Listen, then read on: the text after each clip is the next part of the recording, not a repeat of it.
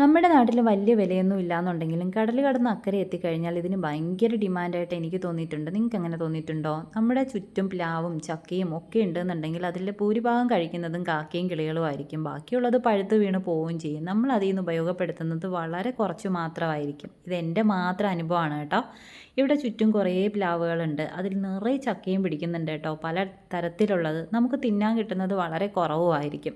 ടേസ്റ്റോട് കൂടിയിട്ട് നല്ല മധുരത്തിലൊക്കെ കിട്ടുന്നത് വളരെ വളരെ കുറവാണ് കേട്ടോ. നമ്മുടെ വീട്ടിൽ തന്നെ വരിക്കപ്ലാവുണ്ട്. പക്ഷേ അതിലെ ചക്ക അത്ര നല്ലതല്ല. കറി വയ്ക്കുവാനാണെങ്കിലും അതുപോലെ തന്നെ പഴുത്താലും അത്ര ടേസ്റ്റായിട്ട് എനിക്ക് തോന്നിയിട്ടില്ല. ഇതിപ്പോൾ കിട്ടിയത് തന്നെ വല്യമ്മയുടെ വീട്ടിൽ നിന്ന് കൊണ്ടുവന്നതാണ് കേട്ടോ. എവിടെന്നെങ്കിലും കിട്ടുമ്പോൾ ഭയങ്കര ടേസ്റ്റ് ആയിരിക്കുമല്ലോ. അതിന് കുറച്ച് ആക്രാന്തം കൂടുതലും ആയിരിക്കും. ഞാൻ കുറച്ച് നാൾ മുമ്പ് ഇക്കാടോടെ സൗദിയിലായിരുന്നു കേട്ടോ. ആ സമയത്ത് ഏറ്റവും കൂടുതൽ കഴിക്കാൻ ആഗ്രഹിച്ചിട്ടുള്ള ഒരു സാധനം എന്ന് പറയുന്നത് ചക്കയാണ്. നാട്ടിൽ നിന്ന് അങ്ങോട്ടേക്ക് പോകുമ്പോൾ കെട്ടിപ്പൊതിഞ്ഞുകൊണ്ട് പോകുന്നതിൽ ഏറ്റവും വെയിറ്റ് കൂടിയ സംഭവം ചക്ക തന്നെ ആയിരിക്കും.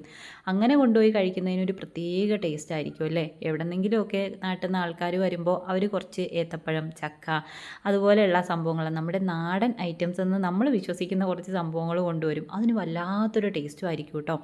അപ്പോൾ ഇവിടെ ചക്ക കിട്ടിയാൽ ചക്കയട ഉണ്ടാക്കുക എന്നുള്ളത് സ്ഥിരം പരിപാടിയാണ്. എനിക്ക് ഭയങ്കര ഇഷ്ടമാണ് കേട്ടോ. ചക്കയട ഉണ്ടാക്കുക, എന്നിട്ട് വൈകുന്നേരത്ത് ഉണ്ടാക്കുക, എന്നിട്ട് അത് രാവിലെ എടുത്ത് കഴിക്കുക എന്നുള്ളത്. എന്നെപ്പോലെ ഭ്രാന്തായിട്ടുള്ള ആരെങ്കിലും ഉണ്ടോ ഇങ്ങനെ കഴിക്കാൻ? അതേ നിങ്ങൾക്ക് ചൂടോടെ കഴിക്കാനാണോ ഇഷ്ടം? കമൻറ്റ് ചെയ്യണം കേട്ടോ.